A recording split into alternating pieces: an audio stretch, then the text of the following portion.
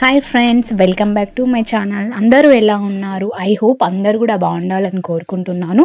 ఇవాల్టి వీడియో అయితే సంక్రాంతి నోముల వీడియో. నేను ఎలా నోముల సెలబ్రేషన్ చేసుకున్నాను అనేది మీకు ఈ వీడియోలో క్లియర్గా చూపిస్తాను. వీడియోని స్కిప్ చేయకుండా చూడండి.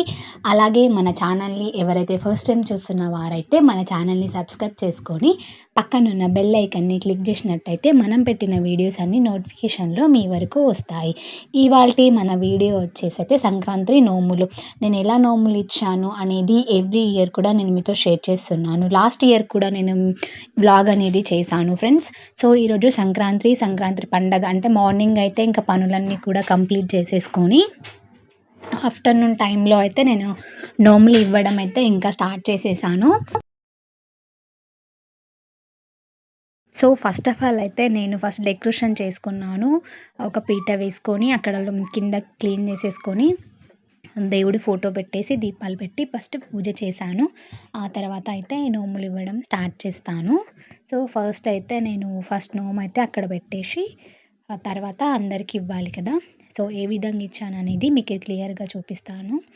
ఎందరికి ఇచ్చాను ఏంటిది అనేది వీడియోని స్కిప్ చేయకండి. సో ఫస్ట్ ఆఫ్ ఆల్ అయితే నేను నోములు అయితే అందరికి ఇవ్వడానికి పెద్ద గిన్నెలు అయితే తీసుకున్నాను. సో నోముల షాపింగ్కి వెళ్ళినప్పుడు తీసుకున్నాను. సో నోము అయితే ఫస్ట్ మనము దేవుడికి దీపావళిని ముట్టించేసి పూజ చేసిన తర్వాత ఇంకా నోములు అయితే ఇవ్వడం స్టార్ట్ చేస్తాను. అంటే నోము అంటే నార్మల్గా మనం ఏదైనా తీసుకున్నాం అనుకో దాంట్లో రేణవండు అలాగే చెరుకు అనపకాయ ఇవన్నీ కూడా వేసి ఫస్ట్ ఆఫ్ ఆల్ మనము 5గురికి నోము ఇయ్యాలి. లేదంటే మనం ఎందరికి నోము ఇచ్చినా కూడా no problem. So first time ఎవరైనా ఇచ్చే వాళ్ళైతే 5గురికి ఇవ్వాలి. ఆ తర్వాత మనకు ఎందరికి ఇచ్చినా కూడా నో ప్రాబ్లం. సో ఫస్ట్ అయితే నేను ఒక 12 నోమ్స్ అయితే తీసుకున్నాను. 12 అయితే ఇస్తానన్నమాట. ఒక నోము మనం పెట్టేసుకొని 12 నోమ్స్ అయితే మనం అందరికీ ఇవ్వాలి. సో ఫస్ట్ అయితే ఇప్పుడు నేనైతే పూజ అంతా కూడా చేసేసుకొని నోము ఇక్కడ దేవుడి దగ్గర పెట్టేసి ఆ తర్వాత పూజ ప్రసాదం అన్నీ కూడా పెట్టేసిన తర్వాత సో మా ఆడపడుచులు అలాగే మా ఇంటి పక్కనున్న ఆంటీ వాళ్ళకి వీళ్ళకి పిలిచాను నోము కోసం అని చెప్పేసి.